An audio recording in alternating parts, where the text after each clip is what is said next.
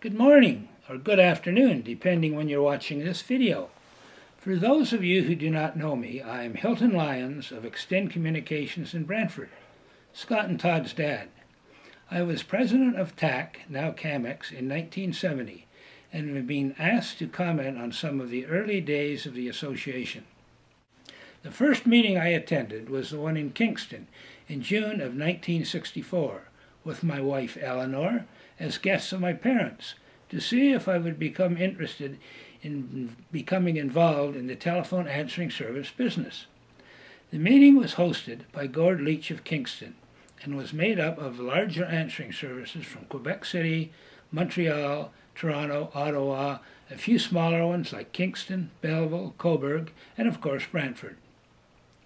The large answering services were always negotiating with Bell regarding equipment and mileage charges, but the Bell felt that they were not representative of the industry as a whole and hesitated to make changes in equipment and pricing that might adversely affect the smaller operations. For this reason, the large answering services were very interested in forming an association that would include even the smallest one-board operations, so that they could claim in negotiating with Bell that they truly represented the entire industry.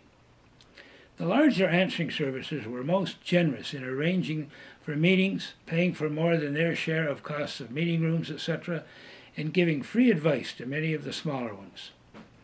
The relationship between answering services at that time was entirely different than today, as many people felt that they wanted to closely guard their secrets that kept them ahead of their competition, and didn't really want to share operating hints. This was understandable in some of the large centers with several medium-sized answering services.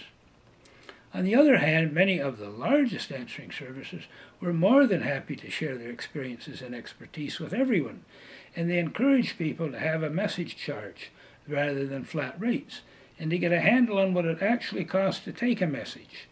They encouraged the smaller answering services to calculate actual costs and charge accordingly. This, of course, helped everyone keep their rates profitable. My next recollection is of a board meeting in someone's hotel room. Not sure of how or when I got on the board. Anyway, we all crowded in with some having to sit on the bed. The most time-consuming discussion was to select a name for the new association. Of course, we started with names similar to ATAE, Association of Telephone Answering Exchanges. Eventually, someone suggested the name Telephone Answering Association of Canada, shortened to TAAC. This was almost immediately liked by the majority because of its acronym TAC was much easier and faster to say than ATAE, which did not lend itself to an abbreviation. One of the first benefits of the new association was to get the CRTC, Canadian Radio Television Commission, to deny an increase in rates for either the boards themselves or the mileage rates or both.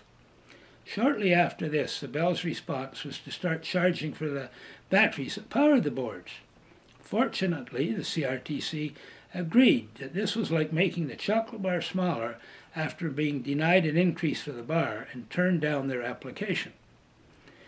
Later, Bell decided to supply the power for the boards from the central office, or CO, over a pair of wires. The problem with this was that sometimes the cable from the CO could be damaged during road construction. If 3 or 4 pair were cut, you could not answer for those customers. But if the battery wires were cut, you'd not be able to answer the boards at all. The smaller centers were able to persuade the Bell repairmen, who were often their neighbors, to do the paperwork to remove the batteries, but actually leave the batteries in place. You could then connect them in parallel with the pair from the CO, so that if the batteries were cut, you could still operate for several hours. Of course, you also had to look after the batteries, add water, etc.